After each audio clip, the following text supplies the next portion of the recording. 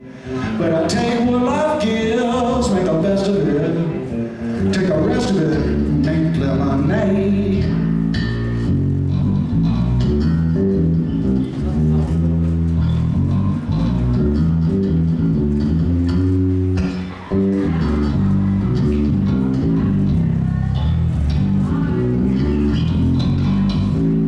This last song is full of opportunity. Hey all y'all, welcome back. Coffee, yay coffee. This is the first video in a series of videos on how to solo across blues and blues rock chord progressions. So if that's something you want to get more of, these are going to be coming out at least one a week, along with some scales and exercises and such as well. So go ahead and hit the subscribe button down there if you want to see more of these. Now, the first one we're going to use is the solo from a solo bass presentation of my song Lemonade Blues. And this is a simple 8-bar. If you take a look at the screen, you can see if we're using Nashville number system, we've got one measure of the 1 chord, 4 chord, 1, 5, 1, 4, then a split bar, 1 up to the 5, back to 1 for one more bar, for a total of 8. This is the verse pattern of chords that I use on Lemonade Blues, and I do them in the key of G.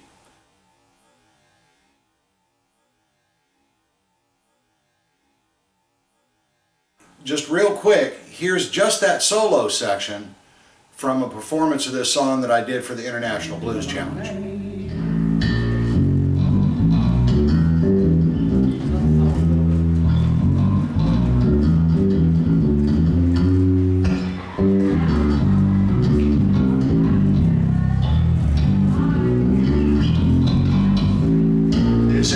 Song is full of opportunity.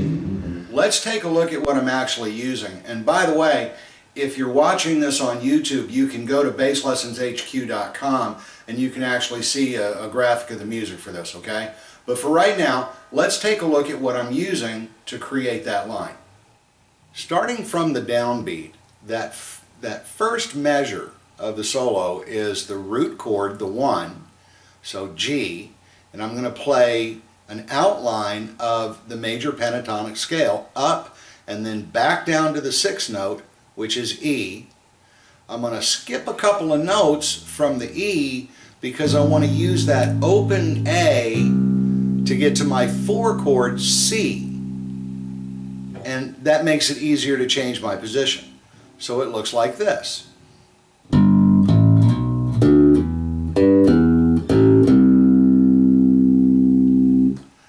Now from the C, I'm just going to go up to the 3rd. And I'm going to hold it for a bit. And then I'm going to do pickups, which is straight G major scale. And I'm going to do exactly the same thing, except instead of landing on the 4 chord, I'm going to land on the 5. And then I'm going to chromatically go up to the 3rd of the 5.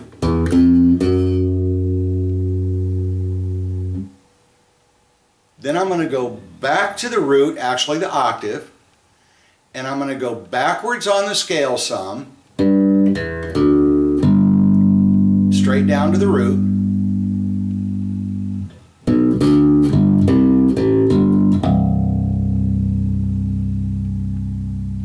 Same thing on the 4 chord.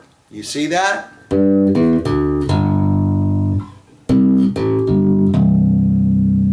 Now in between the two, I'm just outlining the G major chord.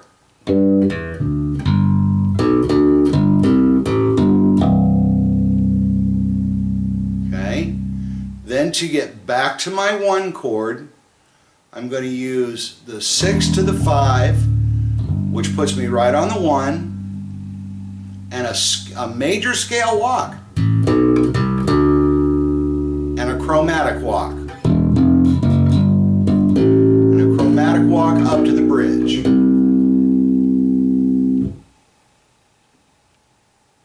Pretty simple, right? I mean, when you think about it, that's some very basic building blocks. We have major pentatonic to the 4 chord to the 3rd of the 4 chord.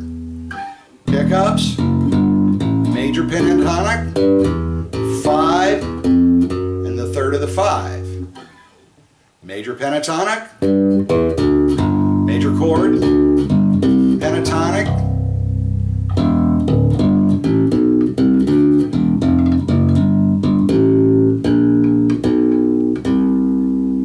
and 3 walks.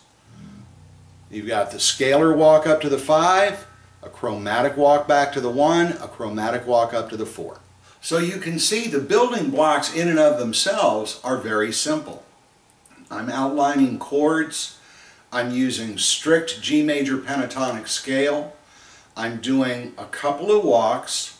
Some of them are chromatic, such as when I go in the 4 chord, when I go from the 2 note up to the 3rd, so D, D sharp, E.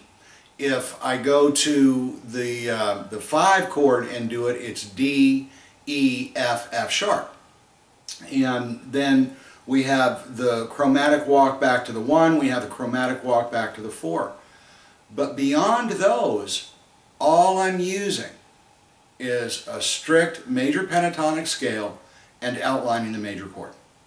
Now I'm going to turn on my drum machine and I'm going to play this with a close-up at 100 beats per minute. 1, 2,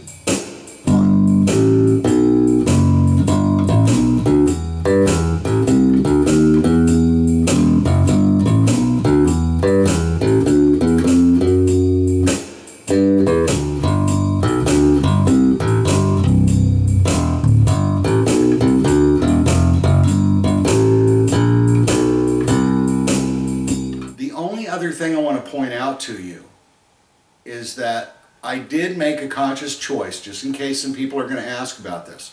I made a conscious choice to stay on the same string when I was on the 4 chord, walking from the root and then up to the 3rd, and likewise on the 5, I was on the root and I walked up to the 3rd.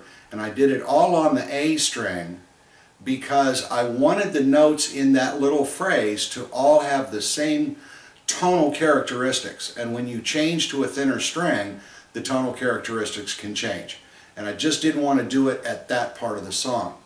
I went ahead and used 5th fret G on the D string for the last part of it because I was going to have to end up all the way down at 1st fret C on the low B. And that's kind of hard to get to from way up here. Now this particular solo, this song, I was limited to 20 minutes for my total performance, and I wanted to get 5 songs in. And I had others where I was going to do more solo work. So this one, what I wanted was a nice melody going on that still implied the chords very strongly because there's no other instrument to do it for me. And it wasn't about flashy chops, it was about having a nice melody that people could latch onto and nod their head to. And that's why I kept it so simple. If I was going to expand on it, then there's some other things I could do. And we may look at that at another video another time. It won't be the next one though, because I got something else in mind for you. But I'll play it one more time on the outro and let you get a sense of it. Real quick before I go, if you like this video, do me a favor, hit the like button, leave me a comment. If you've got a question about soloing, put it in a comment. I'll do my best to address it in a future video. And if you want to make sure you get these and all my scale exercises and riff exercises, I'm going to be coming out with several a week moving forward. Make sure you hit the subscribe button, okay? And until next time, I'm Lane. This is Bass Lessons HQ. And remember, aim high, play low. Peace, y'all.